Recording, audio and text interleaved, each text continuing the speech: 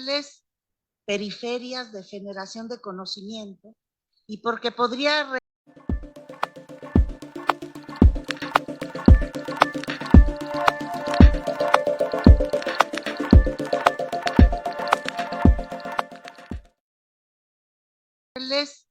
periferias de generación de conocimiento y porque podría reiniciarse una amistad que estuvo en pausa por décadas. La primera vez que leí el término autoetnografía, sentí una atracción intensa. Obviamente, seguí leyendo. Así, me enteré de que la autoetnografía es una técnica del método cualitativo que permite estructurar una indagación sobre la relación entre la experiencia propia y su contexto sociocultural, y sobre la interacción que esta relación tuvo con la formación de la personalidad y de la manera de ser. Se trata de una narración autobiográfica, o sea, que usa los recuerdos para describir personal y retrospectivamente algún suceso vivido. En la literatura de la Academia Antropológica apareció a finales del siglo pasado en Estados Unidos de América, aunque en realidad uno podría encontrar antecedentes sin ese nombre, incluso en grandes figuras de la etnografía, no sé, en los diarios de campo, sobre todo en las famosas páginas izquierdas, ¿no? De muchísimos y muchísimas antropólogas que bueno, trataron de expresar su experiencia, ¿no? Para ofrecerles una cita textual, nomás así porque sí, le pregunté al chat GPT, ¿no? Hace unos cuantos días, ¿qué es una autoetnografía? Y me contestó, una autoetnografía es un tipo de investigación cualitativa en el que, con una redacción que es del chat, en el que el investigador estudia su propia experiencia vivida en un determinado contexto cultural. En otras palabras, se trata de un estudio autobiográfico en el que el investigador reflexiona sobre su propia vida y las influencias culturales que han moldeado su experiencia.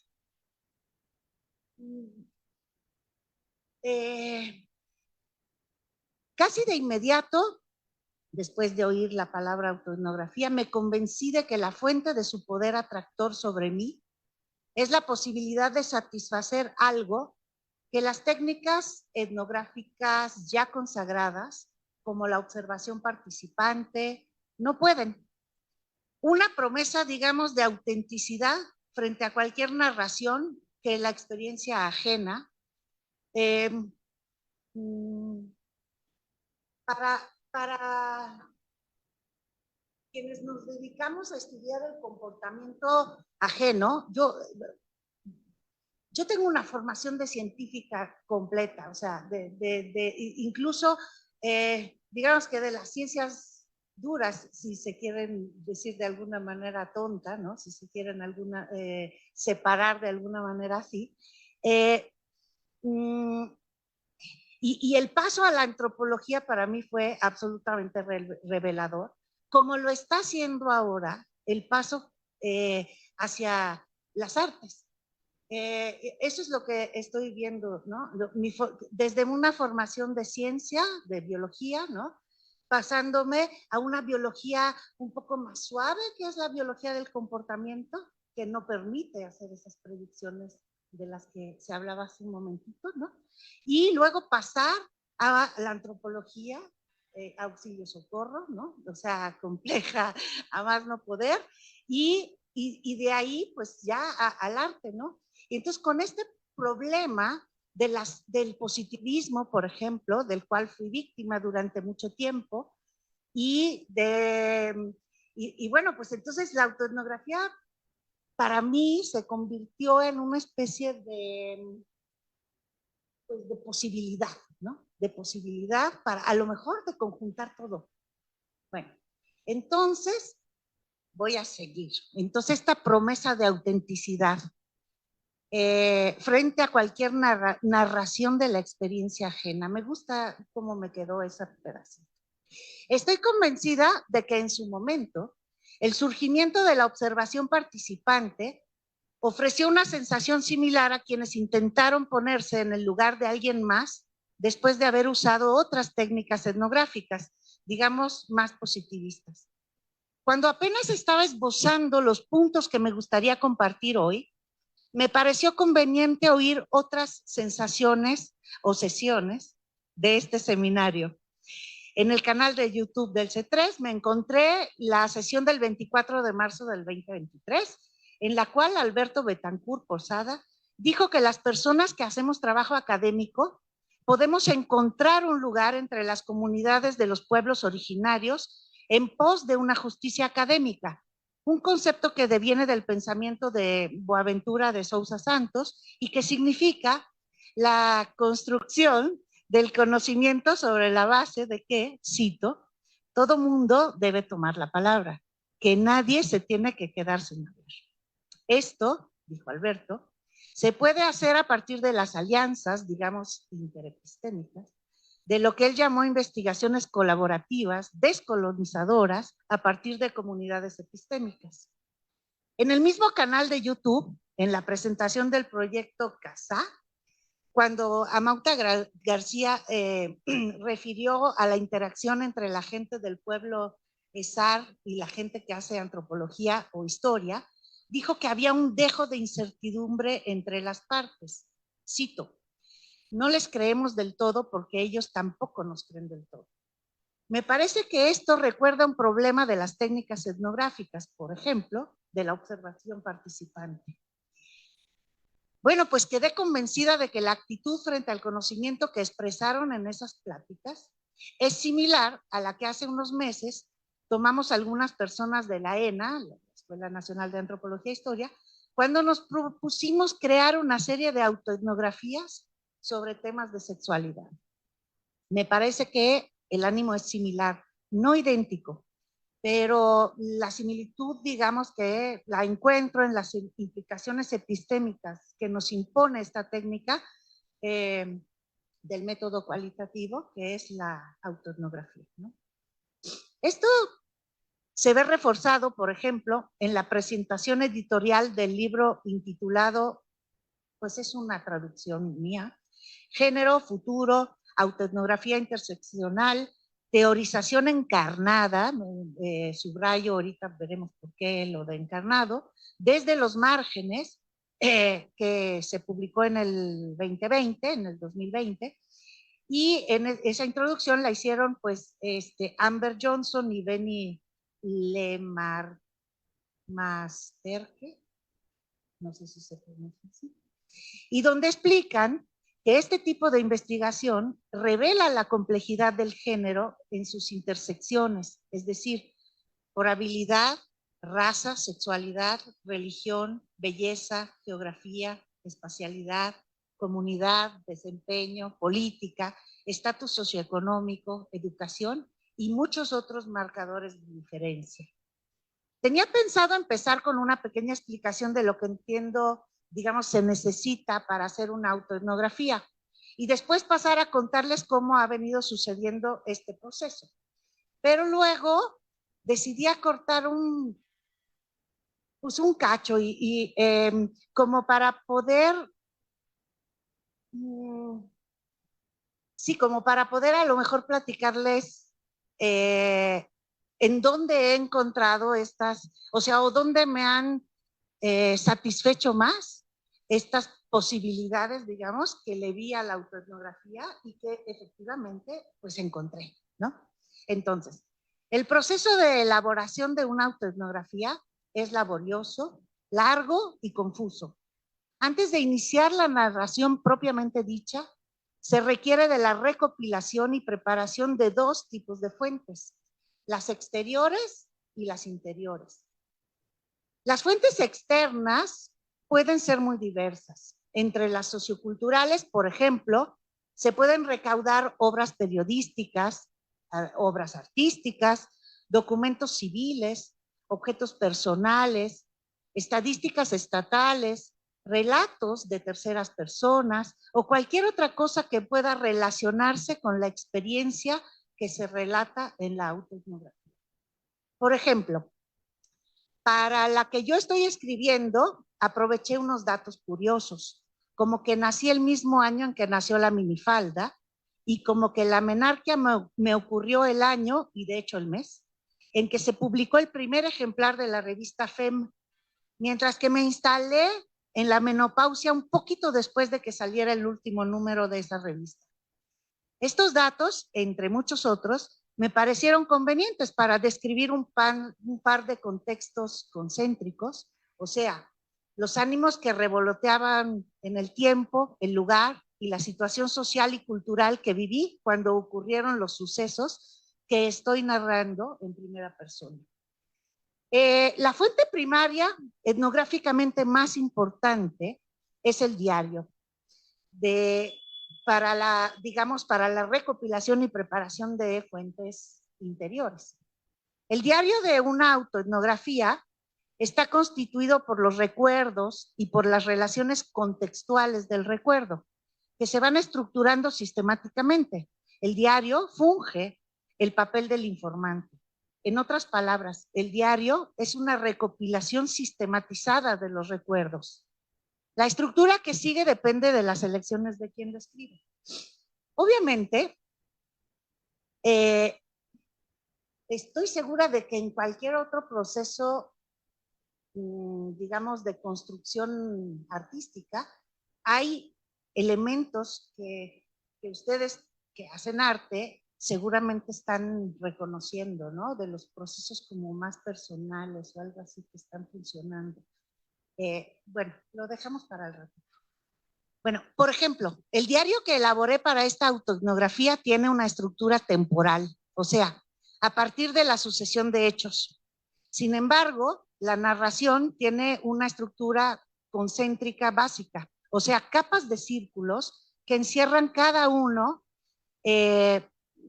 las experiencias que ahí se relatan. Digamos, un círculo para la decisión individual, un círculo para la descripción de lo social, un círculo para la operalización del aborto, un círculo para la técnica médica, un círculo para las publicaciones y obras contemporáneas referentes, etcétera, ¿no?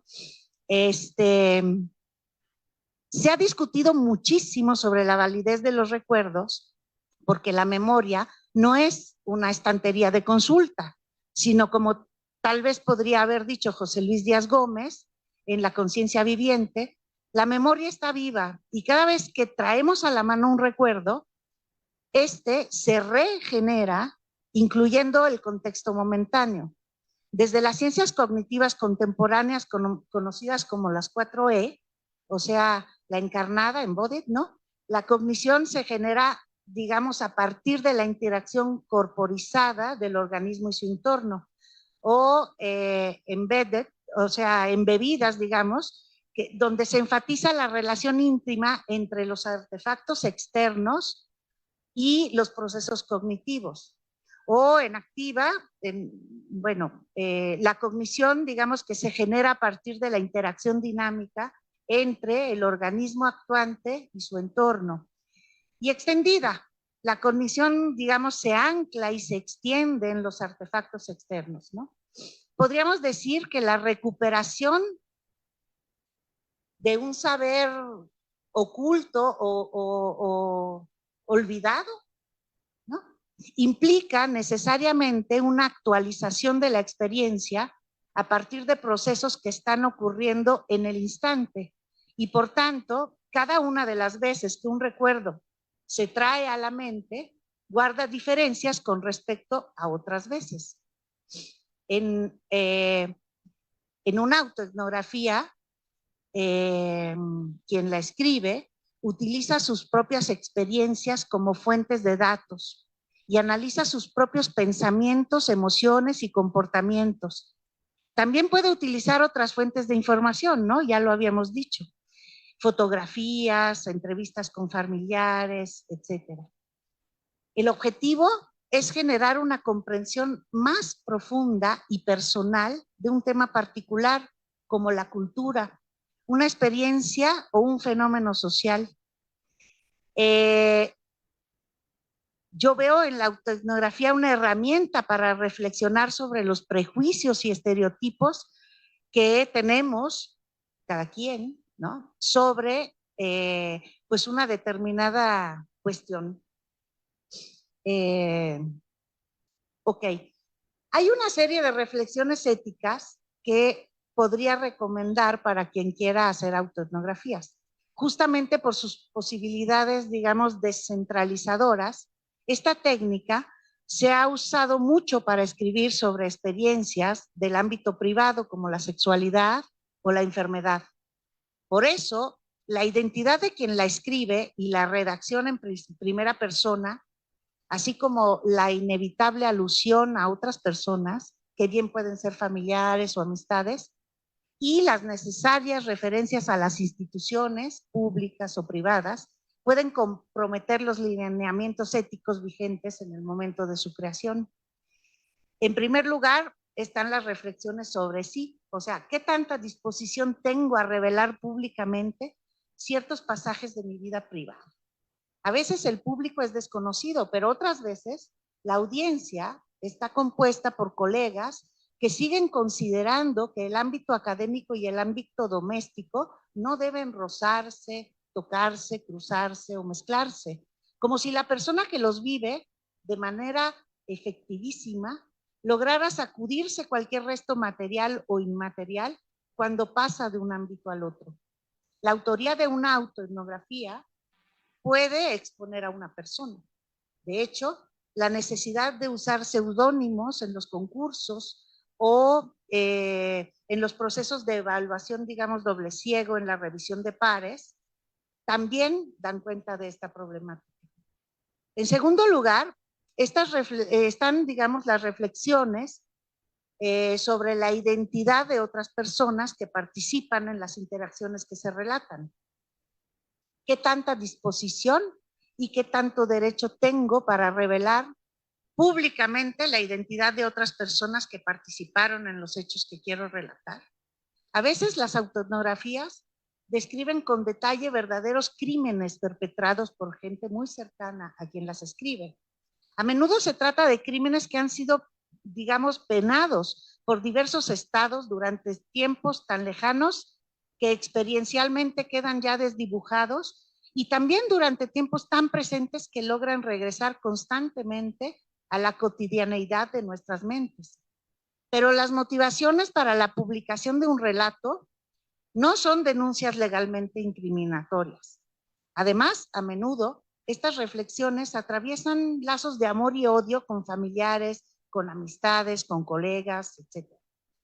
Por ejemplo, en la autoetnografía que ando haciendo, aparece un reconocido ginecólogo, quien en los años 80 del siglo pasado clandestinamente practicaba abortos seguros a mujeres de clase media, alta y alta, que podían pagarle una pequeña fortuna.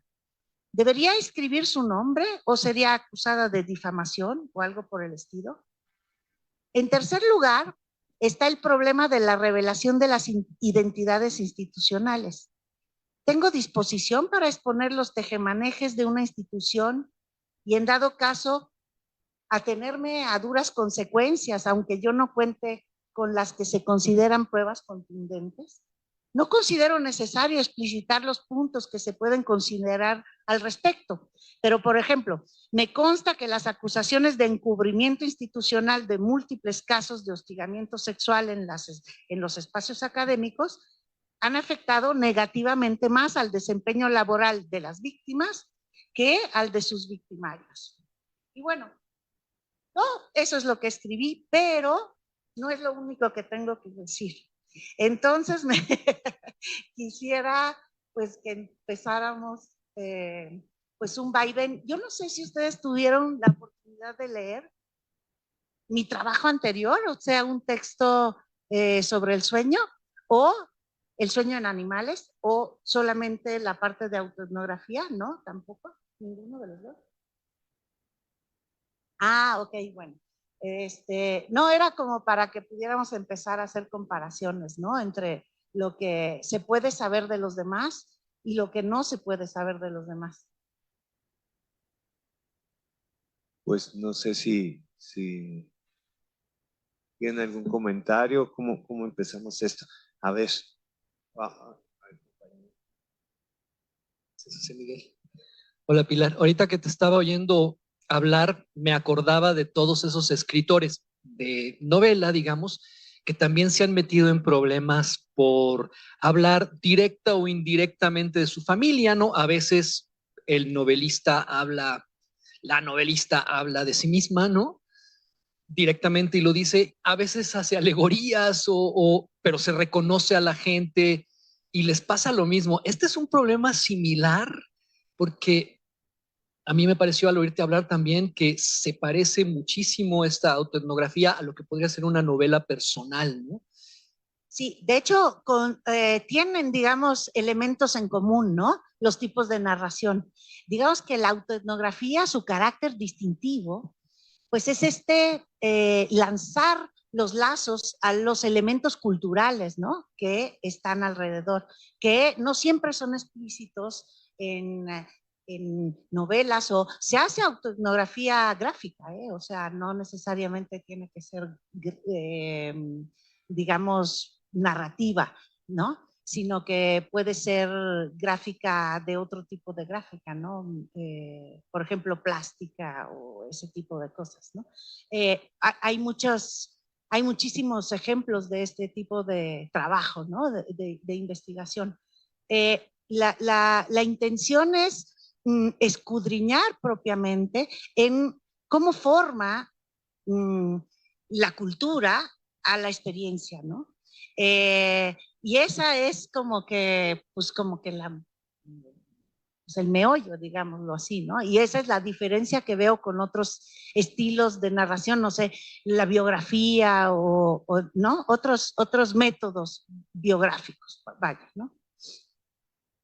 Quiero aprovechar además que están así como que los dos, ¿no? Porque pienso que hay tú señalabas una diferencia entre arte y ciencia, como fundamentalmente como que ambas están tratando de construir patrones o reconocer modelos de la realidad, nada más que la ciencia genera un modelo de observación distante, ¿no?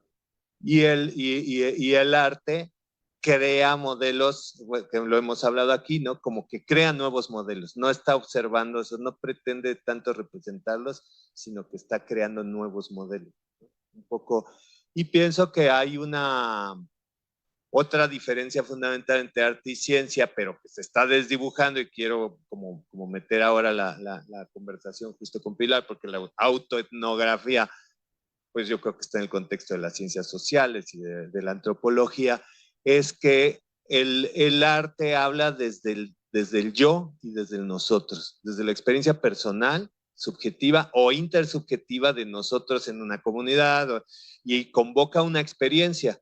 O sea, estamos teniendo la experiencia de la música, o la experiencia del poema, o la experiencia del cuadro, juntos, que yo hice desde mi experiencia personal y que comparto a otras experiencias personales, y surge desde el yo y desde el nosotros. Desde ahí se posiciona. Y la ciencia no, ¿no? La ciencia dice, no, yo soy verdadero, y habla del él, ¿no? En tercera persona, estoy mostrando verdades, ¿no? Bueno, entonces ya son artistas los científicos y no y están dando su interpretación subjetiva de la realidad, ¿no? Entonces ya están hablando desde su posición, desde el yo y el nosotros desde nuestra perspectiva de interpretación del conocimiento decimos esto, y entonces pues finalmente pues es cultural y es más estético muchas veces que verdadero, ¿no? ¿O no? Bueno, esa es la polémica, precisamente eso es lo que quería meter aquí, ¿no? Tú eres científica al hacer autoetnografía, la ciencia es artística, o sea, como que esos límites, ¿no? Creo que es interesante discutir las fronteras entre esas dos estructuras del saber, del conocimiento. ¿Qué opinan? Yo opino que en realidad no hay no hay ninguna actividad humana que no se haga desde el yo, desde el sujeto experiencial.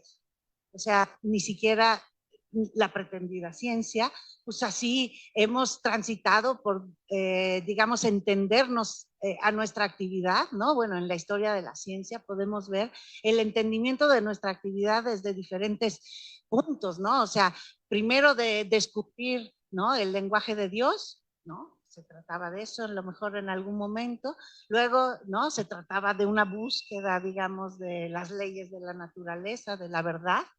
Y leyes, además, en algún momento, la búsqueda de leyes, digamos, absolutas, o sea, que para cualquier tipo de problema, ¿no? Se verificaran o algo así, ¿no? Y ahora, pues que ahora hasta nuestra manera de escribir ha cambiado, ¿no? En las ciencias ya podemos escribir en primera persona, cosa que cuando yo empecé a hacer ciencia, que serán hace unos 35 años, 40, no estaba permitido, ¿no? Uno tenía que escribir impersonalmente, o sea, la ciencia se hacía, o sea, nadie la hacía, alguien, o sea, se hacía sola, ¿no? Y bueno, y hablando de la descentralización del conocimiento, la necesidad de, las ciencias también tienen estos problemas de centralidad y de periferia y de un montón de otras cosas, ¿no? Hasta para las publicaciones, como se diga, la lengua misma puede ser una... puede ser un factor, por ejemplo, de estos de la diferencia, como lo decían estos autores, ¿no? Que presentaban el libro de autoetnografía. Por otra parte, pues eso. Entonces, ¿qué se busca desde la ciencia haciendo autoetnografía? Pues expresar 1, 2, 3, 4 miles de millones, ¿no? De experiencias únicas, personales, que tienen en referencia con qué, con conocimientos estructurados de una manera, que sería como yo vería la ciencia, y conocimientos estructurados de otras maneras, como vería a las artes, ¿no? Eso lo que, entonces, en pocas palabras, la diferencia pues es esa, el modo de estructurar el conocimiento, nada más, solo cómo lo estructuras, o sea, cómo abordas el problema. Y ese es una forma, digamos, extendida y embebida de la cognición, ¿no? O sea, en el momento en el que usas un método o en el que usas un material, de alguna manera ya está participando en el conocimiento que eso generará. Eso creo yo. O sea, la interacción que tienes tanto con el método, que sería, digamos, un material más intangible, ¿no? Pero que al fin y al cabo es un artefacto. O sea, y el material en sí mismo, o sea, ya tangible, como si plástico o lo que fuera, ¿no? Para poder, eso es mi versión de los hechos. Ahí está. Bueno, ahorita estabas tú hablando y entonces dijiste, oh, la ciencia, la verdad, y dije, bueno, ya nadie dice esa palabra, ¿no? Y entonces dice, entonces todo es subjetivo y yo dije, es que, bueno, me pareció a mí que esa sería una falsa dicotomía. Puede ser una combinación intermedia, ¿no? Y por ejemplo, en las ciencias naturales, gente, quizá los más ingenuos te siguen diciendo, son leyes universales y encontramos y es la verdad absoluta. Alguien un poquito más serio y más, que haya leído más filosofía de la ciencia, te dirá, bueno, no, aspiramos a la objetividad, pero desde luego pues es muy difícil de obtenerla. Somos cerebros que estamos interpretando el mundo desde aquí para la supervivencia de yo, etcétera. Entonces es muy difícil la objetividad, pero sí podemos aspirar a cierto grado de objetividad y es lo que se pretende en las ciencias naturales, por lo menos, y eso quiere decir que cuando uno dice que, no sé, por ejemplo, una teoría aceptada, que alguien te podría decir, bueno, esa es la verdad. La teoría de la gravitación que tenemos hoy se llama la relatividad general, ¿no? Y es la teoría más aceptada de cómo funciona la fuerza de gravedad. Yo les podría platicar metáforas muy bonitas para explicarla, pero no lo vamos a hacer aquí. Pero digamos que, ¿qué quiere decir que alguien diga, Pues de momento eso es. ¿Qué querría decir que eso sea verdad? Ya te digo que es una palabra que realmente es muy peligroso usar. Lo que yo te diría es, eso quiere decir que hasta donde hemos visto hoy, hemos tratado de medir cosas en distintas escalas, ¿no? Desde la del sistema solar hasta la del universo o la de los hoyos negros, que es una intermedia y cosas así. Y hemos encontrado que cada vez lo que observamos se ajusta a lo que diría este esquema, ¿no? Entonces, en ese sentido, le tenemos confianza, pero los mismos científicos están naturales, están sobre todo los físicos, digamos, están todo el tiempo tratando de ver a qué horas falla la cosa. O sea, no es que uno diga, no es que uno esté tratando de decir, acá está la teoría y es para siempre y es la verdad y la impongo y se acabó, ¿no? Sino que armas una estructura que te explica lo que ya sabes y te predice cosas nuevas. Y entonces vas a buscar esas cosas nuevas en la medida en que te es posible percibirlas con instrumentos y con el acuerdo de una comunidad de gente súper exigente que te va a tratar de tirar tu resultado y ves que sí jala, entonces dices, bueno, hasta ahora no ha fallado la teoría. Quizás se tenga la imagen del científico que quiere que todo sea verdad que no falle la teoría. Al revés, por ejemplo, los relativólogos generalólogos, ahora en los años recientes que se han encontrado las ondas gravitacionales predichas desde hace como 100 años, son los primeros que están un poquito decepcionados porque apareció exactamente lo que dice la teoría. Entonces, cada vez que aparece exactamente lo que dice la teoría general de la relatividad, que ya tiene más de 100 años, dices, ok, vamos bien, pero chin, yo quería algo nuevo, ¿no? Entonces, eso es una cosa que quizá no se dice suficiente de los científicos naturales, es que en realidad no están tratando de ver que sea verdad, es armo el rompecabezas y veo, puedo hacer experimentos que también tendrán su grado de subjetividad, no hay experimentos sin teoría, etcétera, etcétera. Y con base en lo que me respondan los experimentos, pues yo veo si la teoría se sostiene o no. Pero todo el tiempo estamos buscando que no se sostenga, o sea, lo que querríamos es algo nuevo, ¿no?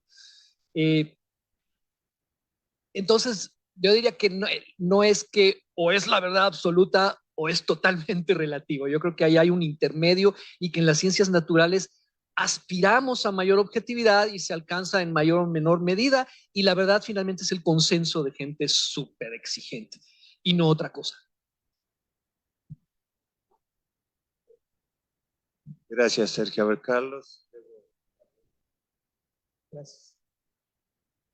Bueno, yo metería todo esto en un problema más grande o lo insertaría en otra cosa, que es una de las, creo yo, grandes obsesiones que tiene nuestra especie, que es la memoria. Porque al momento de que hace uno una etnografía, al final estás plasmando y diciendo, quiero que se recuerde cierto tipo de cosas. Al momento de que estableces una ley, alguna cosa, digo, quiero que esto quede ahí, ¿no? Pero algo que muchas veces solemos olvidar, obviar y que a veces nos pasa, es que esa generación de memoria también implica el olvido. Y a la vez que al momento de que seleccionamos lo que se quiere recordar, también estamos seleccionando a la par lo que se quiere olvidar, lo que queremos que se olvide, lo que queremos que no se note, ¿no? Entonces, yo soy más de esa posición intermedia en donde sí es ciertamente que el hecho de que algo haya una fuerza que haga que las cosas caigan, también lleva implícita siempre la posibilidad de que las cosas también puedan flotar, ¿no? O sea, siempre, pero a veces como que nos clavamos en uno de los dos extremos y siempre como que vemos hacia un lado, hacia el otro. Y a veces se va, ¿no? Como que hay mucha gente que tiene la visión, y esto lo vemos con un montón de situaciones y de cosas, de decir, bueno, es que basta con que me quede aquí sentado y todo va a estar bien, ¿no? Y después de estar aquí un rato sentado, pues voy a tener sed, voy a querer ir al baño, voy a empezar a hacer otra cosa, a lo mejor se empieza a caer esto, no sé, y ya no va a estar bien que esté aquí, ¿no? Entonces, esa estaticidad, pues, creo que es lo más antinatural del mundo.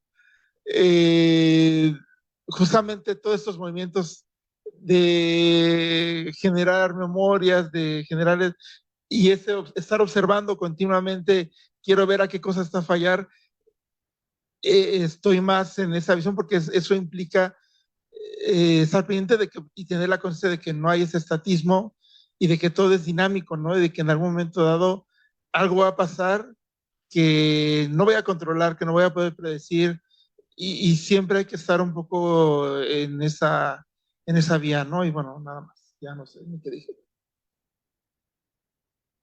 Gracias. Carlos, ¿verdad? Hola.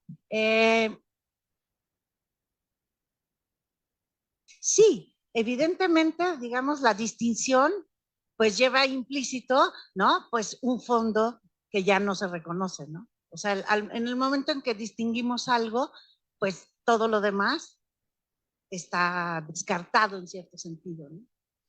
Pero estas distinciones pueden ser compartidas, por ejemplo, ¿no? En el sentido de consensuadas, o sea, ¿cómo las vamos a distinguir? ¿No? ¿Desde qué ángulo la vamos a ver? Desde esas son cosas que, digamos, en la ciencia son un poquito más rigurosas, pienso, que en las artes, ¿no? O sea, ¿cuál es la estructura, ¿no? En este caso cognitiva, como un método que vamos a utilizar para enfocarnos en, o sea, para distinguir eso del resto de las cosas, ¿no? Entonces, usamos diferentes herramientas, ¿no? Ya sea, por ejemplo, eso, cosas para ver lo que está lejos, para verlo más grande, o lo que está chiquito también, ¿no? Para poder verlo y demás. Y esas son herramientas nada más, pero el hecho de que nosotros hayamos cambiado métodos de abordar pues el mundo, ¿no? Pues habla precisamente de la importancia del método en la generación del conocimiento, ¿no? Y de esos métodos como pues creaciones culturales, ¿no? Y en el particular caso de la ciencia, es una cultura especial porque, por ejemplo, no sé, la antropología siempre ha entendido las culturas como ubicadas geográficamente, ¿no? Aparte de simbólicamente, también hay una ubicación como geográfica, ¿no? Es el pueblo tal o así, ¿no? En, en este caso, la ciencia es como una cultura que no sí nace en ciertos puntos, ¿no? Que son estos centros de la cultura, no sé, podríamos hablar de la Gran Bretaña o la Europa en general, tal vez Estados Unidos, ¿no? Ahora le podríamos aumentar a lo mejor Japón, China, pero en realidad, y todos los demás, o sea, la gente en México, por ejemplo, estamos haciendo pues una ciencia de periferia, ¿no? Con un método que responde a símbolos y cosas que no están aquí. Y eso se nota, y se nota un montón en nuestra manera de usar los métodos. Nuestra manera de usar, por ejemplo, en la juventud, ¿no? En las primarias, secundarias, etcétera, al tratar de incorporar estos métodos, se nota que son ajenos, ¿no? Me recuerda a la idea de Freire, ¿no? De Paulo Freire, en el sentido de que están fuera de contexto completamente lo que se enseña, ¿no? Y eso creo que no se ha valorado como punto. Pienso que herramientas como la autoetnografía, que no es evidentemente la única ni de lejos, pueden ayudar a incorporar estas periferias o a darles voz simplemente. O sea, no tienen que incorporarse algo, ¿no? Porque sí, esa es una mirada como pues imperialista de alguna manera, por decirlo, ¿no? O sea, incorporar algo, o evangelizadora, por ejemplo, ¿no? O sea, incorporas cosas. ¿A dónde? ¿A qué? O así. Son preguntas que están en el ámbito científico y que a veces pienso que en México nos deberíamos preguntar muchísimo más, ¿no? O por lo menos en el ámbito de las neurociencias estoy convencida de que es así. Pero bueno. Hola, bueno, no sé muy bien cómo plantear mi pregunta, pero es que me siento como identificada con tu recorrido, como de una disciplina a otra. Y, o sea, en mi caso, yo estudié antropología social en la UAM y también, o sea, me he formado como artista circense, que yo soy artista circense, trabajo con una compañía. Mi tesis de antropología, o sea, fue una autoetnografía de circo, o sea, porque yo era artista, bueno, soy artista circense y mi tesis era de circo, pero en realidad nunca tuve como una clase de metodología o una clase de cómo hacer etnografía, entonces, como lo que yo sentía al final era que era un poco más una, bueno, no una novela, pero yo sentía que no tenía como un valor académico. Tampoco era fundamental para mí porque yo no quería ser académica, yo soy artista circense, ¿no? O sea, como bueno. Y luego me desprendí de la antropología, dije como que ya cumplí con mi trabajo de tesis, salió algo interesante, pero tenía un problema como con el lenguaje, no sé, ahora estoy en historia del arte en el posgrado y sigo mi carrera de circo y mi proyecto también va a ser de circo. Y entonces ahora estoy entendiendo que son lenguajes distintos. O sea, el del lenguaje de la antropología es un lenguaje, el lenguaje del arte es otro, el lenguaje de la historia del arte es otro.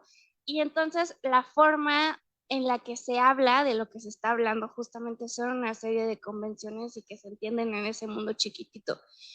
O sea, los antropólogos se entienden con los antropólogos, los artistas con los artistas y los de historia del arte con los de historia del arte. Y entonces, o sea, ahora me doy cuenta que hay mucha información ya haciendo mi tesis que la sé por mi experiencia en el circo. O sea, que no tengo una referencia directa, ¿no? Y entonces ahora pienso, tuve que haber hecho un diario de campo todos estos años como para extraer la información, pero también digo, o sea, pero eso me genera conflicto porque yo digo, ¿cómo insertar ese lenguaje, ese conocimiento en, por ejemplo, este otro lenguaje de historia del arte, ¿no? Entonces, tal vez mi pregunta va un poco en ese sentido, como en tu carrera académica, ¿cómo o si has podido como articular los lenguajes distintos o estas estructuras distintas?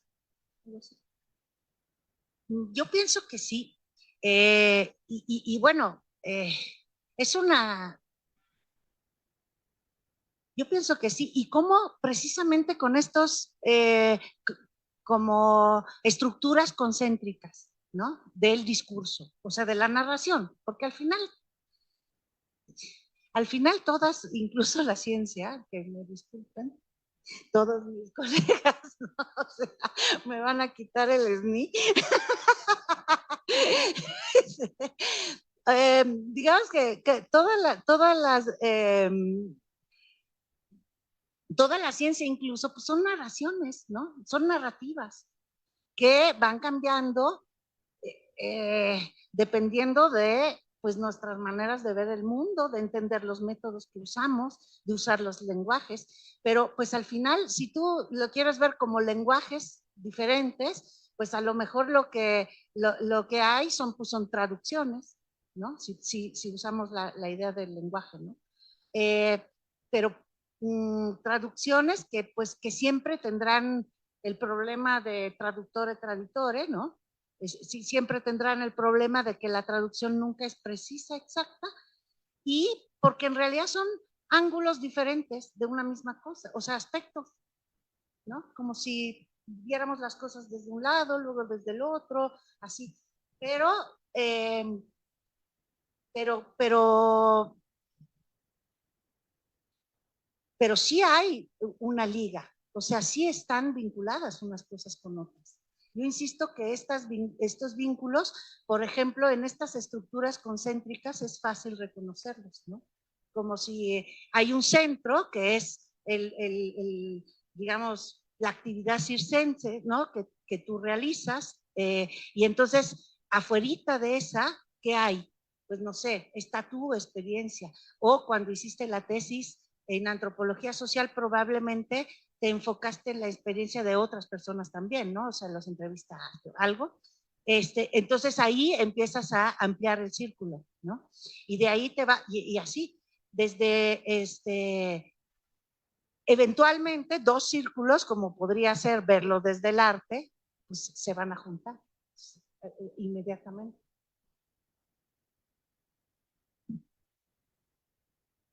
Muchas gracias. Que al final es como, o sea, un comentario de lo que están hablando, en verdad que al final es loco porque el arte sí permite estas otras disciplinas, ¿no? O sea, como que es más fácil la pasada de la antropología, de la ciencia al arte, siendo como que las metodologías que ocupa más creativas, ¿no? O más abiertas. En quizás lo que yo he sentido, que al revés, entrar con metodologías artísticas a la academia antropológica sí se pone más difícil. Ahora último quizás sí se han dado esas discusiones o espacios, pero es como esta jerarquía entre objetividad, ¿no? Sí, o sea, tenemos ese lastre, ¿no? O sea, el conocimiento primero es el de la ciencia. Eso es lo que pensamos, yo creo que todavía hoy en día. O sea, lo tenemos ahí, es como, es una jerarquía, están jerarquizados los conocimientos, o sea, hasta presupuestalmente hablando, ¿no? No, ya, olvidémonos de otras cosas, ¿no? De cómo te metes en un ámbito o en el otro, pero sí, sí, sí. O sea, siempre. Lo que pasa es que, claro, encontrar esas traducciones, pues es interesante. O sea, bueno, a mí me ha divertido muchísimo. Eso es todo lo que les puedo decir. Y estructuralmente, presupuestalmente e incluso estructuralmente, o sea, la universidad, la UNAM es un gran ejemplo de cómo rige la ciencia y la lógica científica por sobre las otras, y más las ciencias naturales que las ciencias sociales y ya, ¿no? Las humanidades y bueno, ya las artes quedan como un conocimiento, como casi que decorativo a veces, ¿no? Como de experiencia agradable, pero no tiene, incluso en la lógica de la estructuración de los planes de estudio, la metodología, ¿no? Que se les pide que hagan tesis a los artistas tipo doctores de casi científicas, ¿no? O de ciencias sociales, o parecen de historia del arte, y que les piden otro tipo, no, o sea, no puedes hacer, o difícilmente, poco a poco se ha ido ganando, ¿no? Pero difícilmente puedes hacer una exposición o un proyecto artístico y dejarlo ahí, tienes que hacer toda una justificación conceptual más cercana a la metodología científica, ¿no? Quizá habría que hablar de cuáles son las diferencias entre las metodologías científicas y no, ¿no? Porque parece que el momento más creativo de los científicos es el momento en que hacen una hipótesis, ¿no? Digo, las ciencias duras, y ya todo lo demás es nada más como machetearle como las metodologías para demostrar, pero en realidad como que la parte más creativa es el momento de la hipótesis. Este seminario está abierto para los científicos también, pero pues parece que todavía no llegan a ver.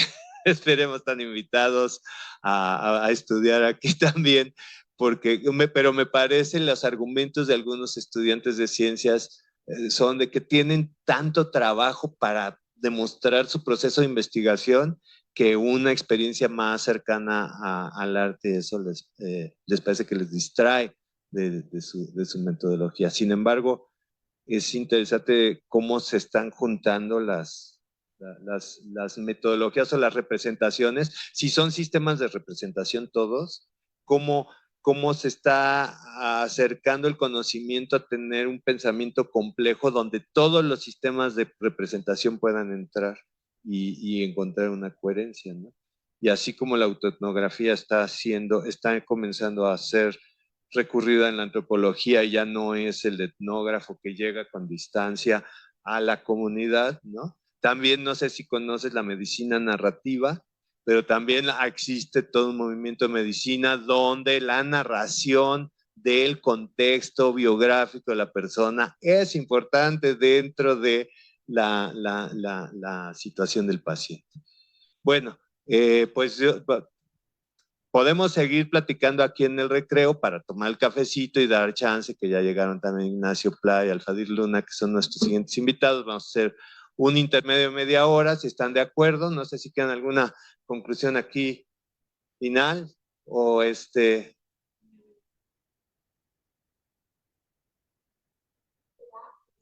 Una pregunta, perdón. ¿Qué tipo de artes usan ustedes? Sí, de qué manera se desenvuelven, digamos, en las artes? ¿Con plásticas o aquí hay de todo, aquí hay de todo. Son artes, en particular los presentes, sí, en general son historiadores del arte, pero también como hacen circo, vienen de teatro, vienen de la Facultad de Artes y Diseño, son artistas, artes y educación, cerámica y educación, artes en contexto, ¿qué me falta? Artes electrónicas, ¿no? Medios digitales,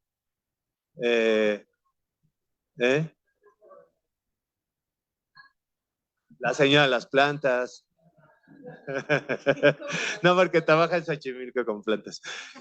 Contexto, en fin, como ¿qué